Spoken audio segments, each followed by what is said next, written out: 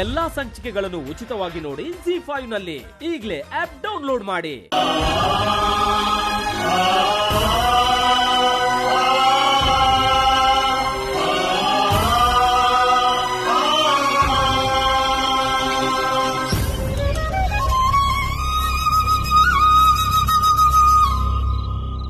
ಇಷ್ಟೆಲ್ಲ ನಡೀತಾದ್ರೂ ಅವನೇನು ಮಾತಾಡ್ತಾನೆ ಇಲ್ವಲ್ಲಮ್ಮ.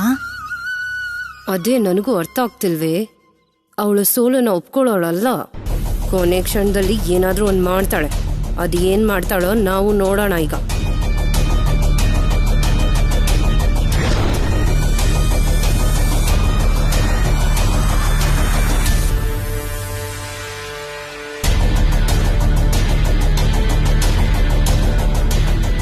ಮದುವೆಗೆ ತಿಂಗಳ ಕೊನೆಯಲ್ಲಿ ಒಳ್ಳೆ ಮುಹೂರ್ತ ಇದೆ.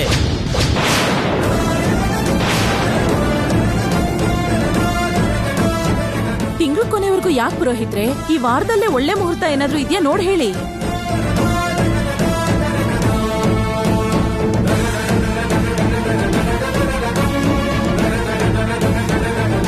ಈ ಮದ್ವೆ ಮಾಡೋಕೆ ಕಾತ್ಯಾಯಿನಿ ಯಾಕೆಷ್ಟು ಆತರ ಪಡ್ತಿದ್ದಾಳೋ ನನಗರ್ಥ ಆಗ್ತಿಲ್ಲ. ಒಳ್ಳೆ ಮುಹೂರ್ತ ಅಂದ್ರೆ ಈ ವಾರದಲ್ಲೇ ಒಂದು ಶುಭ ಮುಹೂರ್ತ ಇದೆ. ಇನ್ನೇನ್ ಪುರೋಹಿತ್ರೆ, ಅದನ್ನೇ ಫಿಕ್ಸ್ ಮಾಡ್ಬಿಡಿ.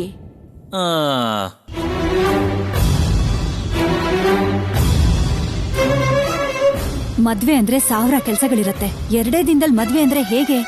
ಹಾಗಂತಿರಲ್ಲ ಅದ್ಕೆ. ಈಗಿಂದೀಗ್ಲೇ ನಿಶ್ಚಿತಾರ್ಥ ಅನ್ಕೊಂಡ್ವಿ, ಅರ್ಧ ಗಂಟೆಯಲ್ಲಿ ಎಲ್ಲ ಸಿದ್ಧ ಆಗ್ಲಿಲ್ವಾ? ಮದ್ವೆ ಕೂಡ ಹಾಗೆ. ನಾವೇನು ಕಷ್ಟಪಡೋ ಅಗತ್ಯ ಇಲ್ಲ, ಯಾವುದಕ್ಕೂ ಹುಡುಕಾಡೋ ಪರಿಸ್ಥಿತಿನೇ ಬರಲ್ಲ. ಅಕ್ಷತೆಯಿಂದ ಮಾಂಗಲ್ಯದವರೆಗೂ ಎಲ್ಲ ಆನ್ಲೈನ್ ನಲ್ಲೇ ಬುಕ್ ಮಾಡ್ಕೋಬಹುದು. ಇನ್ನು ಟೆನ್ಷನ್ ಯಾಕೆ?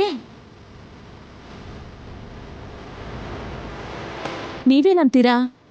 ನಿಜಾನೇ, ಪ್ರಾಬ್ಲಮ್ ಏನಿಲ್ಲ. ಅಂದ್ರೆ ಆ ಮುಹೂರ್ತನ ಕಾಯಂ ಮಾಡೋಣ ಅಂತೀರಾ? ಅವರಿಗೇನು ಅಭ್ಯಂತರ ಇಲ್ಲ ಅಂದ್ಮೇಲೆ ನನಗೇನಿರುತ್ತೆ, ಅದನ್ನೇ ಮಾಡ್ಬಿಡಿ. ಲಗ್ನ ಪತ್ರಿಕೆ ಬರೆಯೋಕೆ ಹುಡುಗಿ ಹೆಸರು, ಹುಡುಗಿ ತಂದೆ ತಾಯಿ ಹೆಸರು ಹೇಳಿ. ಹುಡುಗಿ ಹೆಸರು ಸರಸ್ವತಿ, ಅವಳ ಅಮ್ಮನ ಹೆಸರು ಉಮಾದೇವಿ, ತಂದೆ ಹೆಸರು ಜಗದೀಶ್. ನಿಮ್ ಮಗನ ಹೆಸರು ಹೇಳಿ ಅಮ್ಮ. ನನ್ನ ಮಗನ ಹೆಸರು ಅರ್ಜುನ್ ಮಹೇಂದ್ರ,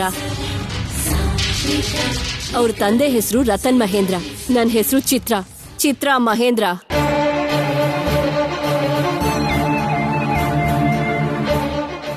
ಲಗ್ನ ಪತ್ರಿಕೆ ಓದ್ತೀನಿ ಕೇಳಿ. ಮಹದೇವಪುರದಲ್ಲಿ ವಾಸವಾಗಿರುವ ಉಮಾದೇವಿ ಮತ್ತು ಜಗದೀಶ್ ಅವರ ಜ್ಯೇಷ್ಠ ಪುತ್ರಿಯಾದ ಚಿರಂಜೀವಿ ಸೌಭಾಗ್ಯವತಿ ಸರಸ್ವತಿ, ಬೆಂಗಳೂರಿನಲ್ಲಿ ವಾಸವಾಗಿರುವ ಚಿತ್ರ ಮಹೇಂದ್ರರ ಪುತ್ರ ಅರ್ಜುನನಿಗೆ ಗುರು ಹಿರಿಯರ ಆಶೀರ್ವಾದದೊಂದಿಗೆ ಮದುವೆ ಮಾಡಲು ಮುಹೂರ್ತ ನಿಶ್ಚಯವಾಗಿದೆ.